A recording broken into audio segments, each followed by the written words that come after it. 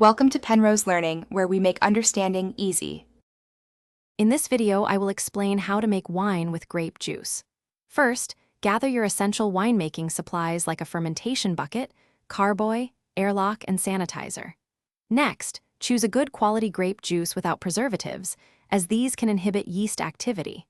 Remember, proper cleaning and sanitizing of all your equipment is crucial to prevent unwanted bacteria from spoiling your wine.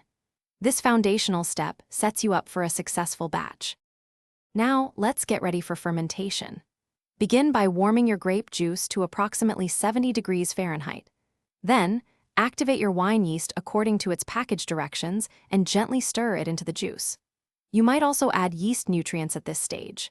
Securely attach an airlock to your fermenter. This clever device lets carbon dioxide escape while keeping unwanted air and contaminants out, protecting your developing wine. During primary fermentation, which typically lasts 5 to 10 days, you'll see active bubbling. You can monitor the sugar conversion to alcohol by taking specific gravity readings with a hydrometer. Once vigorous fermentation slows, it's time to rack the wine.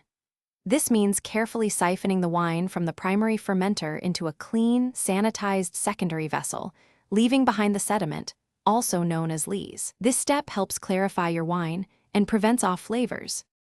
Finally, it's time to bottle your homemade wine. First, confirm that fermentation has completely stopped and your wine is clear. Thoroughly sanitize all your bottles and corks to prevent contamination.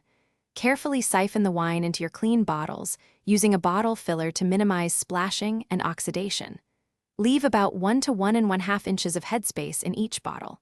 Cork them promptly, then store your bottles on their side in a cool, dark place for optimal aging. Thanks for watching. If this was helpful, leave a like and consider subscribing. See you next time.